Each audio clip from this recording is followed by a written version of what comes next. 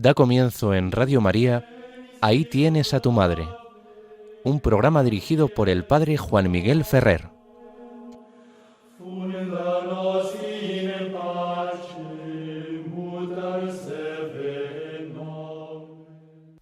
Un saludo muy cordial a todos vosotros, queridos amigos oyentes. Comenzamos el programa Ahí tienes a tu madre, como se nos ha anunciado. Os habla Juan Miguel Ferrer. Y nos encontramos en este domingo 7 de diciembre a las puertas de celebrar la gran solemnidad de la Inmaculada Concepción de María. Por eso vamos a comenzar nuestro sumario introducción del programa recordando que desde el pasado día 30 de noviembre, hemos estado rezando en algún momento de la jornada con toda la Iglesia la novena de la Inmaculada.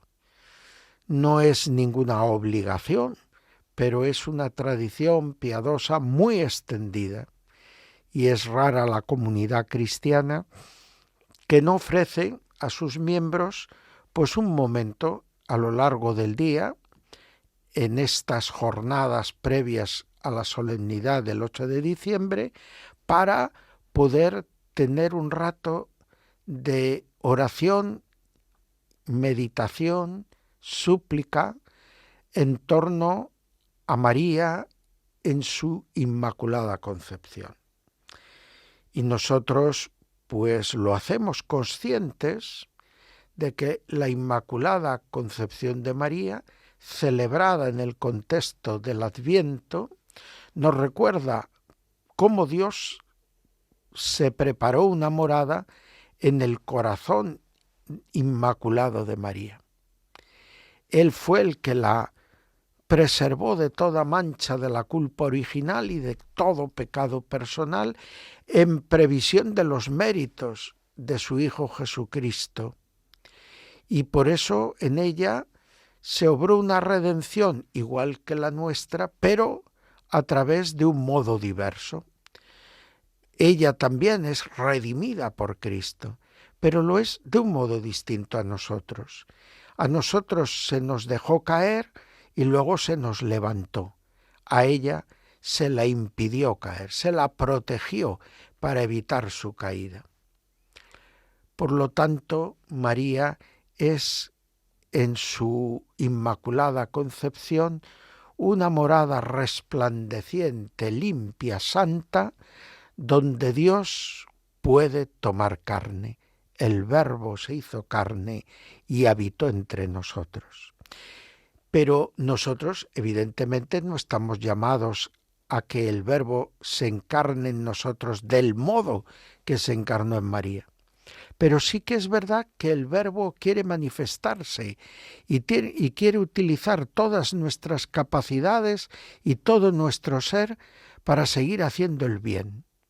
Y por lo tanto nos invita a dejarnos gobernar por Él, a ponernos libremente en sus manos para que Él pueda habitar en nosotros y ser nuestro Señor, y usar de todas nuestras capacidades para hacer el bien en el mundo. Así nosotros nos preparamos también mirando a María, lo hacemos con María y con la ayuda de María, en este tiempo de Adviento y singularmente ahora, en estos primeros días del Adviento, celebrando la novena de la Inmaculada, poniendo el ejemplo de María ante los ojos de todos los fieles y tratando de invitarles a aprender con María y a aprender de María, a rechazar el pecado, a vivir la vida de gracia y a estar siempre disponibles para lo que Dios quiera. ¿Qué mandáis hacer de mí? Henme aquí, aquí estoy, oh Dios, para hacer tu voluntad. pues que estas líneas esenciales que hemos trazado a la hora de presentar el contexto de nuestro programa de hoy nos ayuden a vivir verdaderamente una devoción a la Inmaculada que sea un acicate para vivir mejor el Adviento y que esto nos lleve a vivir mejor la gracia de la Navidad y que en nosotros verdaderamente se realice ese maravilloso intercambio del que habla la liturgia de Navidad.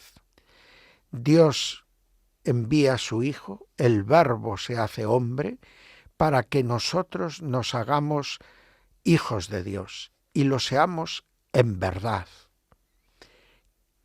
A continuación, en la parte primera y central de nuestro programa, Conociendo a nuestra Madre, vamos a hacer hoy un pequeño paréntesis, aunque siempre siguiendo la línea de este apartado del programa que constituye un pequeño manual de Mariología para fundamentar del modo mejor posible en la teología católica, en la Mariología católica, nuestra piedad mariana. Y hoy vamos a hacer un paréntesis en lo que es el tema que íbamos tratando de la liturgia mariana y vamos a recordar lo que se refiere a este misterio y dogma de la Inmaculada Concepción. Finalmente, en el apartado segundo del programa, Oraciones y prácticas de piedad mariana, vamos a considerar dos tradiciones, dos costumbres piadosas. Una es esta de la novena de la Inmaculada, que ya hemos presentado un poco de manera particular al comenzar el programa, y la otra, las procesiones que se suelen hacer en algunos lugares en la tarde anterior a la solemnidad de la Inmaculada Concepción, la tarde-noche del 7 de diciembre, y que por una parte pues o son la procesión llamada de las antorchas o de las luces, que nos recuerda pues cómo el misterio de María en su Inmaculada Concepción es como una aurora de la salvación y de la venida redentora de Cristo. Pero está asociada a un momento en que en Francia los grupos políticos más radicalmente laicistas dificultan en gran medida el desarrollo de las tradicionales procesiones y manifestaciones públicas de la fe católica, y entonces se pide a los católicos que en esta tarde que prepara con sus primeras vísperas de modo ordinario la solemnidad de la Inmaculada, pues ya que no les dejaban procesionar y a veces les ponían dificultades incluso para las celebraciones eucarísticas, pues que cada uno pusiera una lámpara encendida en las ventanas de su casa como signo de esta gratitud a Dios y de esta acogida del don de Dios que significa María Santísima, Inmaculada desde su concepción, Madre del Redentor, y que nos enseña a nosotros a recibir y acoger a Cristo como Maestro y modelo de vida. Que en cada uno de nosotros se pueda realizar eso que dijo Jesús cuando le avisaron: tu madre y tus hermanos te buscan, y señalando a los que estaban allí sentados a su alrededor, recogiendo y acogiendo su enseñanza, les dijo: estos son mi hermano y mi hermana y mi madre. De tal manera que también por este camino nosotros podemos hacer como María, de todo nuestro ser un santuario, un templo que recibe, acoge y presenta y hace presente a Jesús, a Dios, en medio del mundo.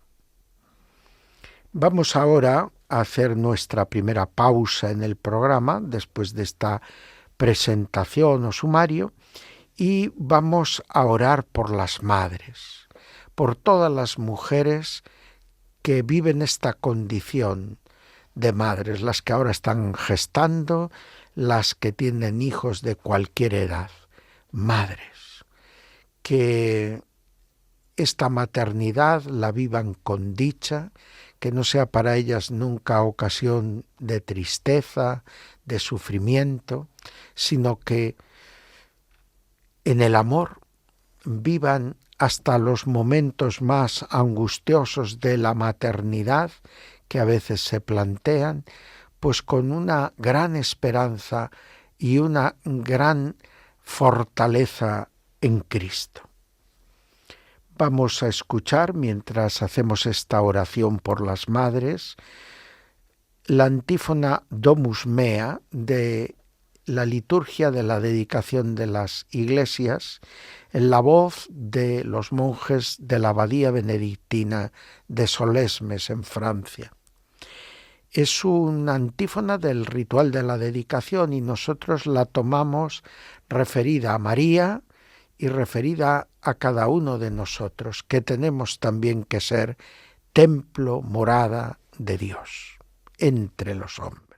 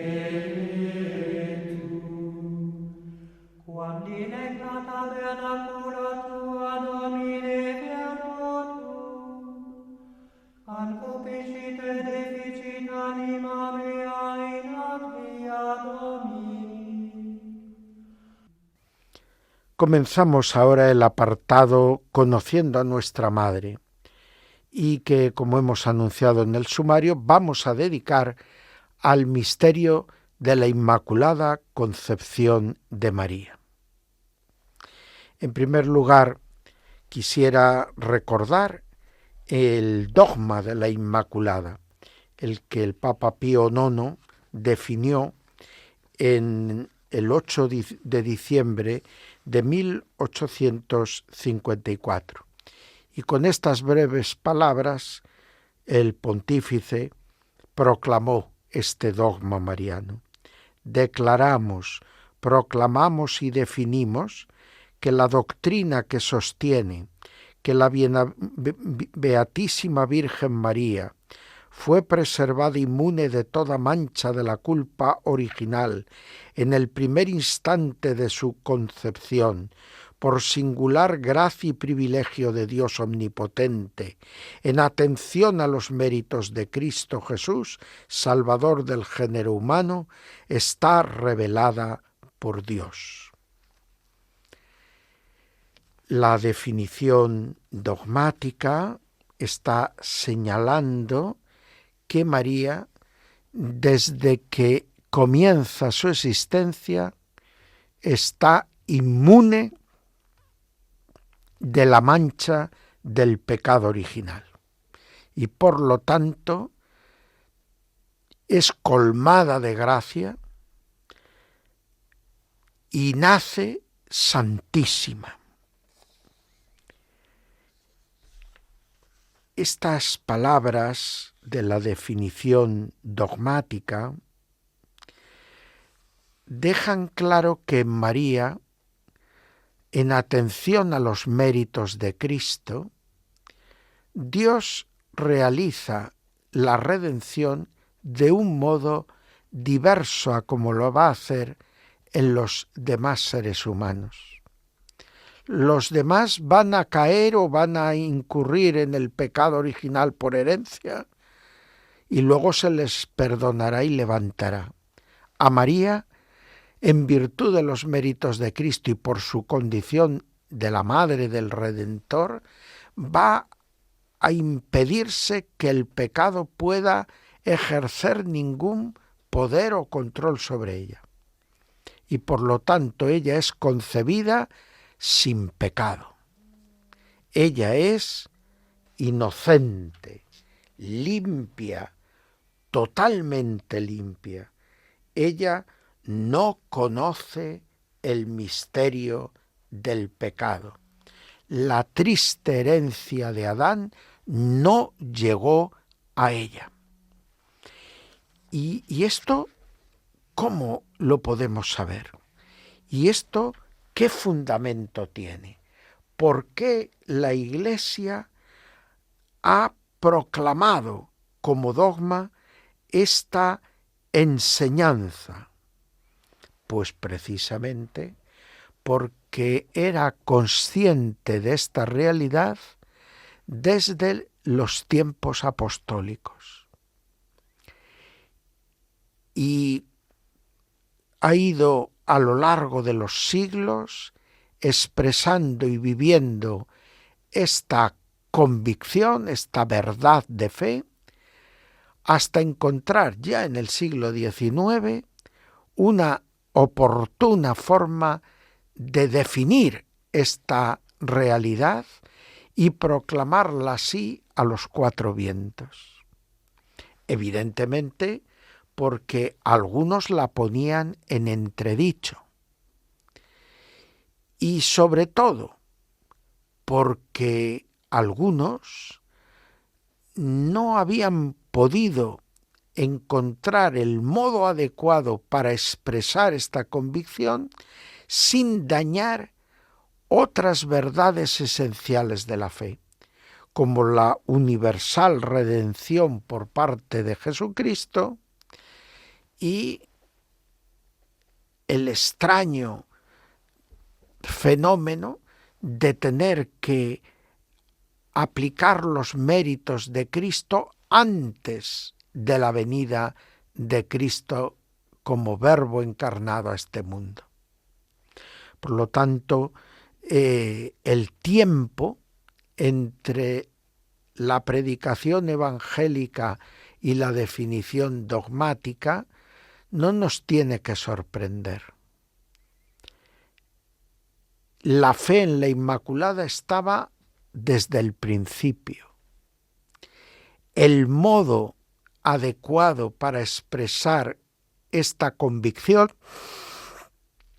no llega, no encuentra la solidaridad de todo el pueblo cristiano y de sus pastores hasta mediados del siglo XIX. Pero tengámoslo claro, la verdad de fe no se genera por el dogma. El dogma busca custodiar y expresar de un modo adecuado una verdad de fe que está desde siempre en el patrimonio de la enseñanza que Jesús legó a los suyos. Enseñad a todos los pueblos lo que yo os he enseñado a vosotros. Y, por lo tanto, las verdades de la fe están todas, aunque sea de un modo implícito, contenidas en la predicación de Cristo. Y luego, a veces muy pronto, otras veces tras muchos años de reflexión, de oración, la Iglesia manifiesta de un modo contundente y definitivo esa verdad de fe a través de una fórmula dogmática.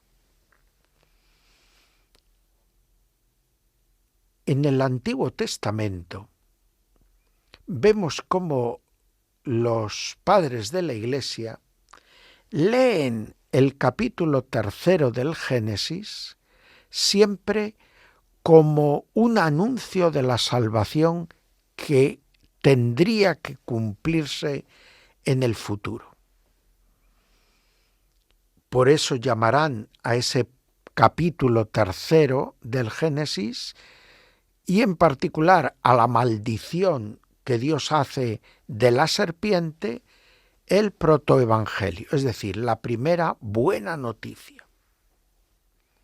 Allí Dios dice a la serpiente: establezco hostilidades entre ti y la mujer, entre su descendencia y la tuya, y mientras tú le aceches en el talón, ella te aplastará la cabeza. Evidentemente, estas palabras no piensan en Eva, que había cometido el pecado, que había arrastrado a su esposo también a cometer el pecado. Ambos plenamente responsables y libres para haber podido evitar ese pecado. Pero, de hecho, ambos pecaron. Esta mujer de la que habla Dios en el capítulo 3 del Génesis es la madre del que será el futuro Mesías. La descendencia de la mujer, el Mesías prometido, será el que aplaste la cabeza de la serpiente, mientras la serpiente intente inocularle su veneno en el talón. Pero el Redentor es más fuerte que la serpiente. Por eso le arrebata su poder y le quita de las fauces a la humanidad. Por eso Él aplasta la cabeza de la serpiente, mientras ella solo puede intentar agredirle en el talón. De esa mujer, madre del Mesías, se dice que está en perpetua hostilidad con el demonio, con la serpiente. Establezco hostilidades entre ti y la mujer. Y esas hostilidades no son simplemente una antipatía o un desacuerdo. Significa una oposición absoluta, total. Por eso los padres de la Iglesia leyeron desde época antiquísima este pasaje como un anuncio de la condición inmaculada de María, la mujer que está en perfecta hostilidad con el diablo. Pero esta afirmación del libro del Génesis no nos dice desde qué momento exacto se va a manifestar en la vida de esa mujer esa hostilidad con el maligno.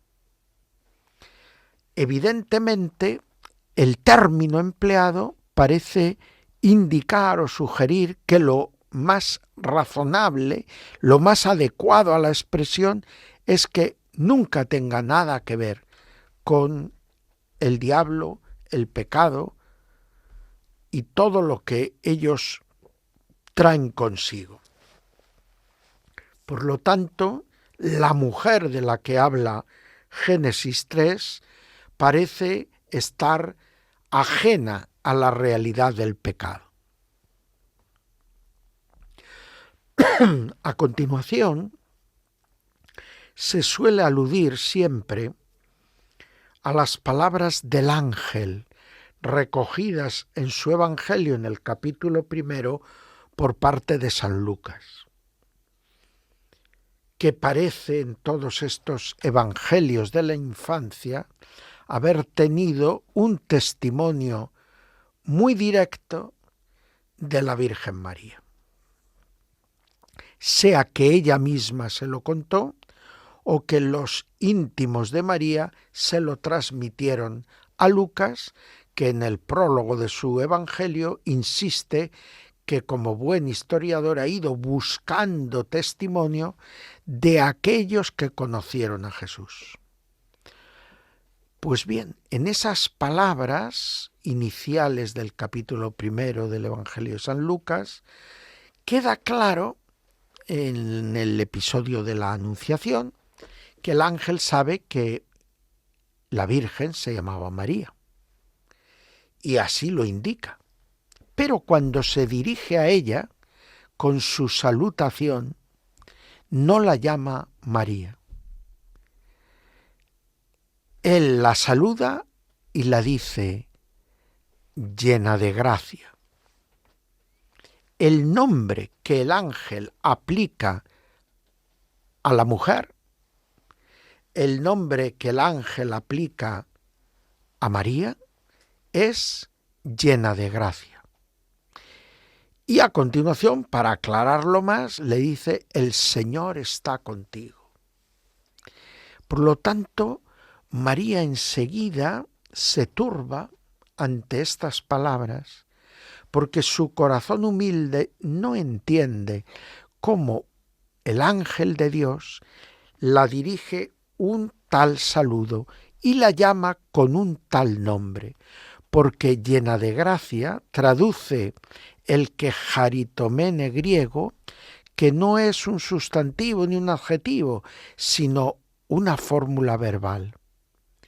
La que es, ha sido y será llena de gracia. Usa un tiempo verbal de continuidad, es decir, que la acción que refleja ese verbo, en este tiempo verbal concreto, indica que esa acción estaba ya presente, está presente ahora y estará presente en el futuro. Una fórmula verbal de continuidad. María, que ha sido llena de gracia, es llena de gracia y será llena de gracia. Por lo tanto, el ángel la está llamando sin pecado. Le está diciendo, salve, la que no tiene pecado, porque está llena de la gracia desde siempre y para siempre. Y claro, si a uno le dicen esto, es lógico que se turbe, aunque sea María Santísima. El Señor está contigo. Ahí está la clave. Él es el que ha hecho todo esto en ti. Y lo ha hecho teniendo en cuenta los méritos infinitos de Cristo. Por eso, María recibe la revelación de este nombre y de esta gracia en la que ella vive desde que fue concebida, en el momento en que se la va a pedir su sí para que el Verbo de Dios pueda tomar carne en ella y ella convertirse en la madre del Mesías, en la madre de Dios.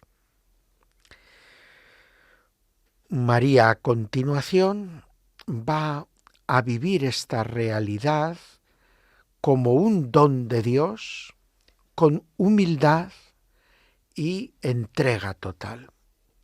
Si yo no tengo pecado, no es para presumir, sino para poder estar lo más cerca posible de Dios. Ser incluso la madre de Dios. Y María va tomando conciencia de eso, por eso dice también San Lucas que guardaba estas cosas en su corazón y las iba saboreando, meditando, rumiando. ¿Y la Iglesia primitiva qué dice del misterio de la Inmaculada Concepción? En la patrología no hay una dedicación específica a este tema. No hay un santo de los primeros siglos que diga voy a hacer un tratado o a explicar teológicamente el misterio de la Inmaculada Concepción de María, esa ausencia en ella del pecado original y de toda culpa personal. Lo que sí encontramos en escritos que tienen sus raíces ya en el siglo II, los apócrifos marianos y en particular el llamado Protoevangelio de Santiago. Allí es donde se nos dicen los nombres de los padres de María, Joaquín y Ana. Y allí es donde se nos dice cómo Joaquín y Ana traen al mundo, después de años de esterilidad, por un don especialísimo de Dios, a la niña María. Y es curioso, no solo hay una anunciación a Joaquín y una anunciación a Ana y una invitación a que se encuentren en la puerta dorada del templo en Jerusalén, sino que además, en el caso de José y María, se presenta la concepción de María como el fruto no de un acto conyugal entre Joaquín y Ana, como cabría haber podido esperar, pues igual que pasó con Sansón, igual que pasó para el nacimiento de otros personajes. El mismo Juan Bautista, sus padres eran ancianos y lo que hace Dios es dar un milagro, realizar un milagro que hace que unos que eran estériles, por la razón que fuera, ahora dejaban de serlo para concebir un hijo como regalo de Dios a la humanidad y a esos padres. Pero en el caso de María no se da esto solamente, sino que se excluye en el protoevangelio de Santiago el comercio carnal entre Joaquín y Ana para el nacimiento de María. Un casto abrazo. Y es que en esa época del siglo II, en que nacen las tradiciones con toda probabilidad de este apócrifo mariano, pues se tenía la convicción de que el pecado original se transmitía por el acto conyugal de los padres que daba origen a una nueva vida. En ese momento se inoculaba con la vida el pecado original. Al sacar a María, el protoevangelio de Santiago, al sacar a María de la forma normal de la concepción, se la está sacando de la descendencia del pecado de Adán. Ella va a ser hija de Adán, hija de Eva, pero lo va a ser por un camino distinto. Y ese camino distinto es para constituirla, para librarla del pecado original. Nosotros no estamos obligados a creer esta historia, pero sí que estamos inclinados a reconocer que detrás de ello está la convicción de que, aunque no se sepa cómo explicarlo, María fue concebida sin pecado original. Ella es purísima, ella es inmaculada. Por lo tanto, ese protoevangelio de Santiago transmite una tradición que echa sus raíces en el final del periodo apostólico y que luego ha sido objeto de constante veneración y utilización por la Iglesia para constituir fiestas litúrgicas y para explicar verdades de la fe. Por lo tanto, María, que es presentada por ese escrito apócrifo de Santiago como la que no tiene pecado original. Luego veremos que en muchos padres de Oriente y de Occidente y en la misma liturgia oriental, a María se la llama en repetidas ocasiones con el título de Inmaculada, o toda pura, o toda santa. Eso evidentemente no indica que lo fuera desde su concepción, pero indica claramente que la Iglesia cree que María, hoy por hoy, es la Inmaculada, la que fue concebida sin pecado original. Si vamos avanzando en la historia, vemos que muy pronto, en el ambiente británico y luego en otras regiones del sur de Europa, nace la piadosa costumbre de dedicar el sábado a la Virgen María y, en particular, a la confesión de su condición inmaculada. De tal manera que diversas órdenes religiosas empiezan a promover el que siempre que sea posible, porque no esté impedido por otra celebración, se pueda celebrar a la Virgen María en su Inmaculada Concepción con la memoria de Santa María en sábado. La tradición de consagrar este día a María como aurora de la salvación está ligada al sostenimiento y al acrecentamiento de la piedad mariana en torno a la Inmaculada Concepción, definiendo, trazando el camino de la Inmaculada Concepción. A lo largo del periodo anterior a las revueltas protestantes y al Concilio de Trento, vemos que la Santa Sede empieza a conceder una misa propia de la Inmaculada. Al principio, esta misa se celebra con la eucología de la fiesta del nacimiento de María, porque al nacer María se celebra su nacimiento porque ella nace santa.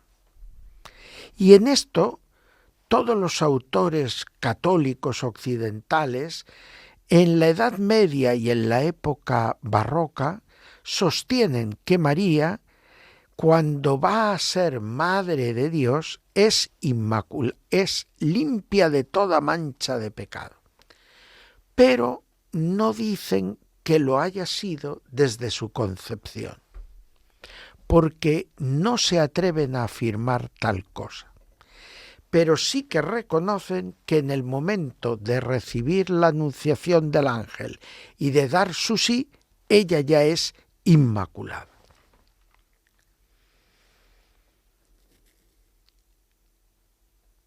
Por eso se empieza a conceder a algunas diócesis y órdenes religiosas el poder celebrar misa votiva en los sábados, singularmente, de la Inmaculada Concepción de María. Ya digo, al principio con los mismos textos litúrgicos que en la fiesta de su Natividad. Pero entre los inmaculistas hay el deseo y la voluntad de expresar que María fue inmune de toda mancha de la culpa original y por lo tanto preservada del pecado original. Y poco a poco pues se van componiendo misas cuyo uso se va permitiendo para algunas diócesis y congregaciones religiosas, misas que proclaman ya abiertamente la doctrina inmaculista. ¿Quién ayudó más a hacer avanzar la doctrina inmaculista? Pues va a ser la escuela franciscana. En este caso, heredera de la escuela de los benedictinos ingleses, que a partir de época muy antigua y ya desde San Anselmo de un modo más específico, sostuvieron la doctrina de la Inmaculada Concepción, que María fue concebida sin pecado original. Y se comienzan a celebrar estas fiestas, a incluirse estas misas votivas en el calendario particular y luego general de muchas naciones, pero no será hasta una época mucho más cercana cuando se introduzca, antes que la definición dogmática, la fiesta en estos días de diciembre. Y esa fiesta se concede a los franciscanos, a España y a las personas vinculadas con los franciscanos o con España, poder celebrar esta liturgia con ornamentos de color azul celeste, que se convertirá de un distintivo de la condición virginal de María a un distintivo de su Inmaculada Concepción. Y se dejará el color blanco para todas las demás celebraciones marianas. Estas misas y oficios van concretando y sintetizando la doctrina inmaculista por un privilegio singular. ¿Qué es lo que aporta Duns Scoto y la escuela franciscana? Pues que María no queda fuera de la redención de Cristo, sino que en ella, como hemos dicho ya anteriormente, se da un modo distinto de redención. Es la misma redención de Cristo, pero aquí, en lugar de ser una reparación del daño cometido, va a ser una preservación del daño que se hubiese podido cometer en previsión de los méritos de Jesucristo.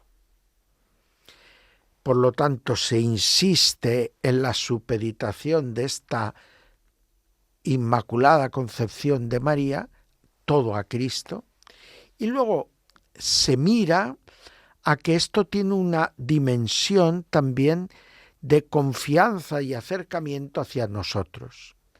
La Inmaculada es la que nos invita a disponernos y a cómo hemos de estar preparados a la hora de la muerte.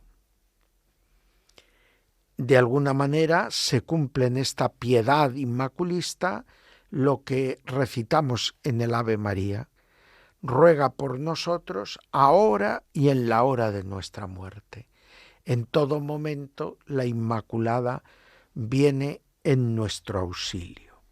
La celebración de este misterio de la Concepción Inmaculada de María ha llegado a nosotros con un oficio que era ya el que se preparó después de la proclamación del dogma en 1854, pero ahora pues se retoca de cara a la proclamación dogmática y luego vuelve a retocarse en elementos secundarios a la hora de incluirla en el misal romano después del Concilio Vaticano II.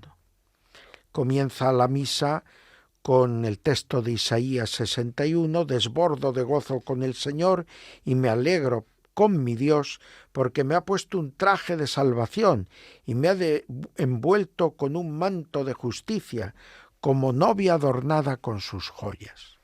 Se presenta la Inmaculada Concepción de María como ese engalanamiento y perfeccionamiento de la persona de María para ser la madre del Redentor.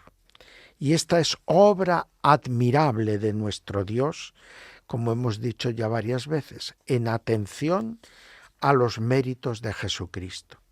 En la oración inicial de la misa, en la oración colecta, leemos: «Oh Dios, que por la concepción inmaculada de la Virgen preparaste a tu Hijo una digna morada, y en previsión de la muerte de tu Hijo la preservaste de todo pecado. concédenos por su intercesión llegar a ti limpios de todas nuestras culpas. Presenta los dos fundamentos teológicos.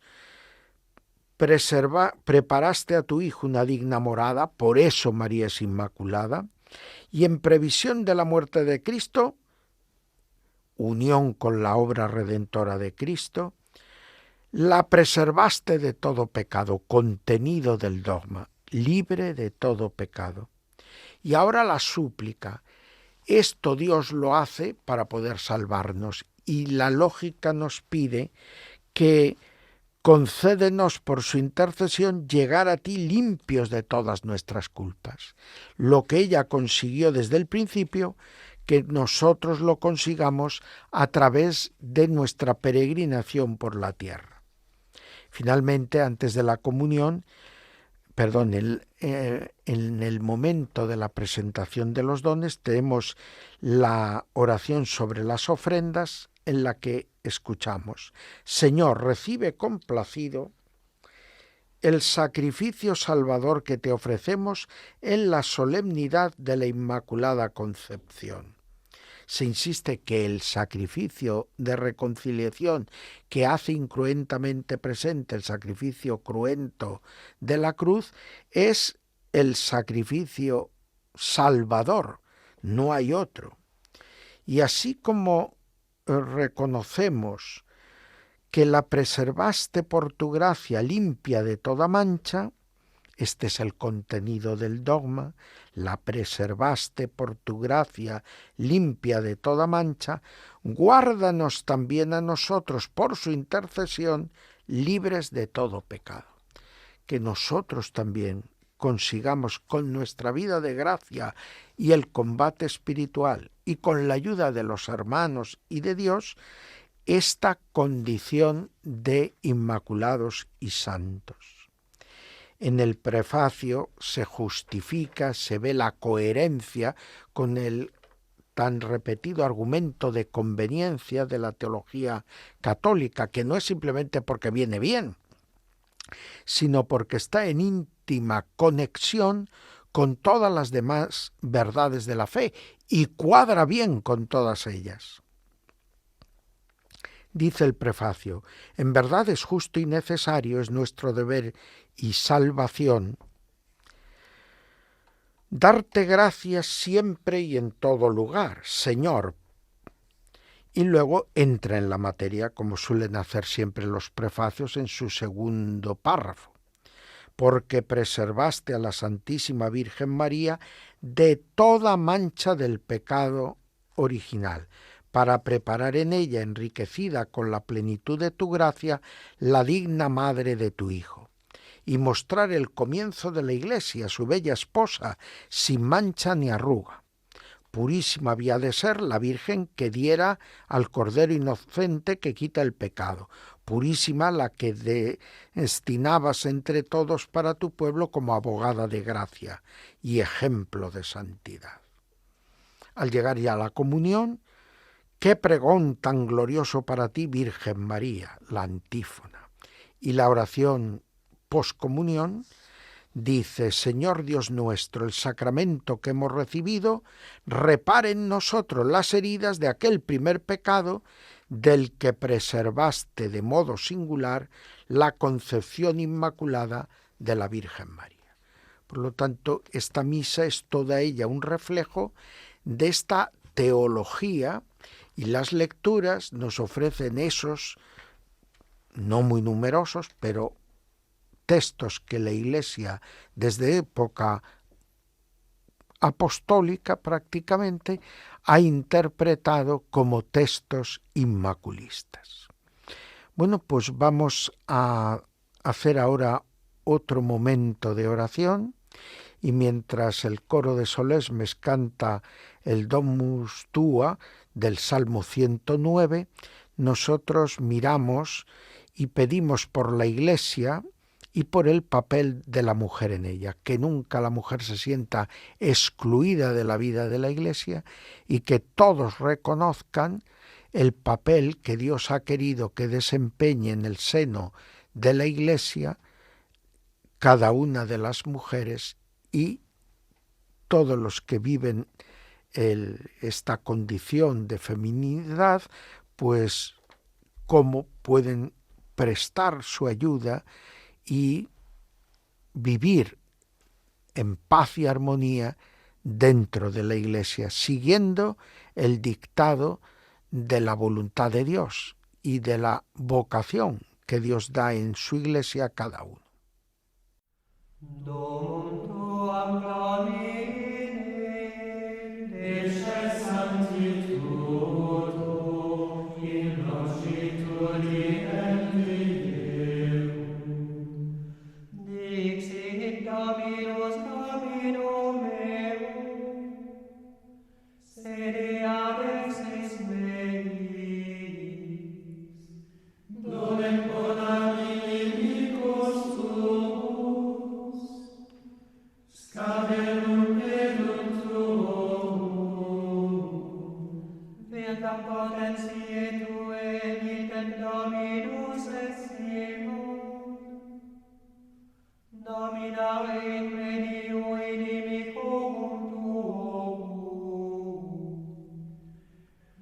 Comenzamos ahora el apartado Oraciones y prácticas de piedad mariana.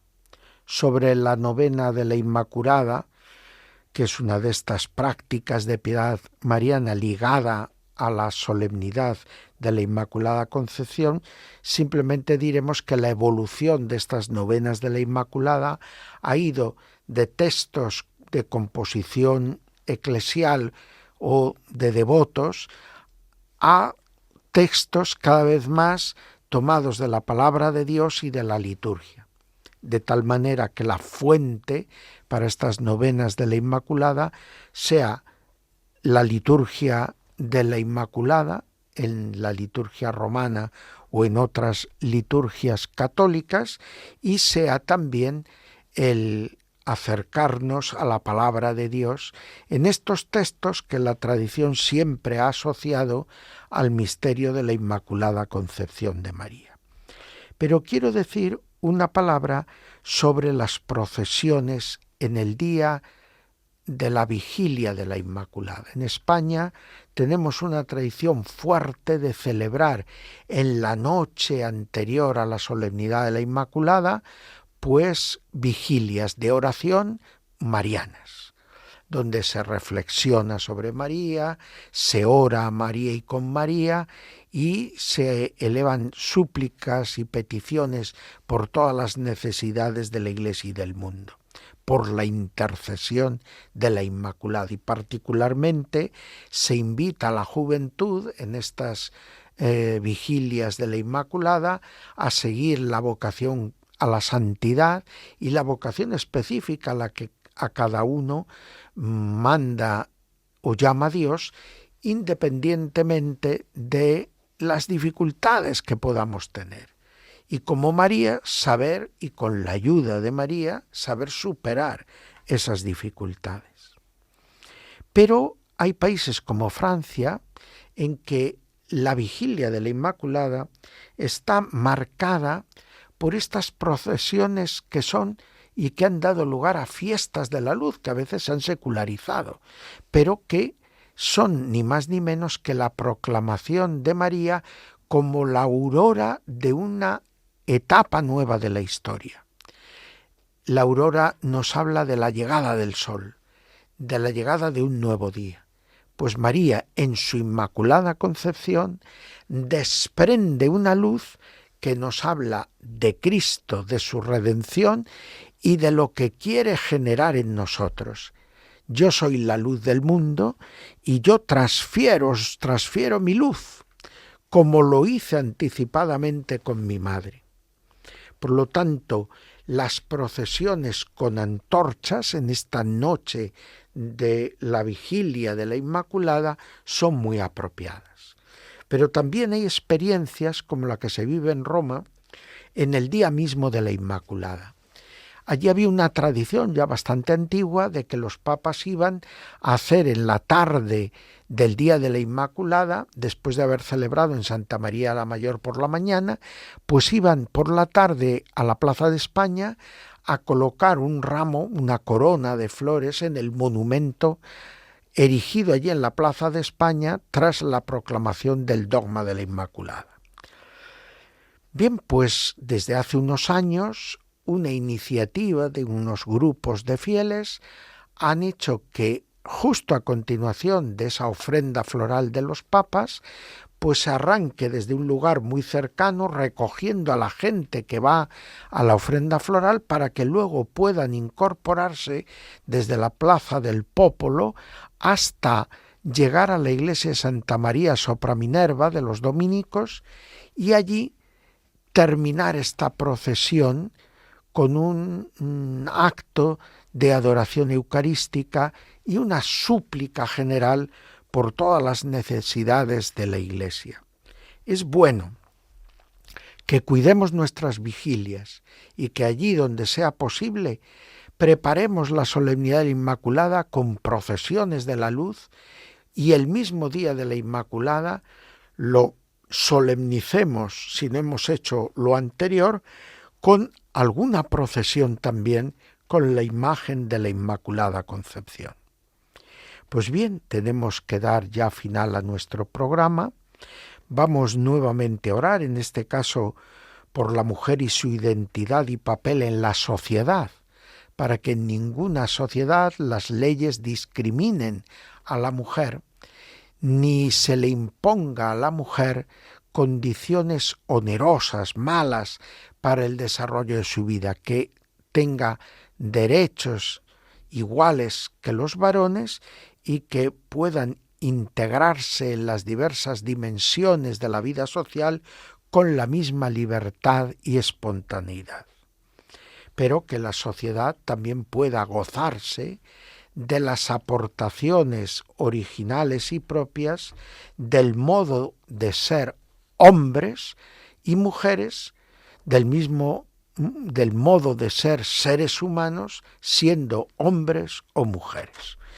Bien, pues ahora escucharemos un toque de campanas festivo de la abadía de Solesmes y nos despedimos ya hasta la próxima fiesta después de la Inmaculada, que será, junto a las fiestas de Loreto y de la Virgen de Guadalupe, la fiesta tan hispana del 18 de diciembre, la fiesta de la expectación del parto o Virgen de la O. Hasta pronto, queridos amigos. Ave Maristella, Dei Mater Alma, atque semper Virgo felis celi porta. Acaban de escuchar Ahí tienes a tu madre, un programa dirigido por el padre Juan Miguel Ferrer.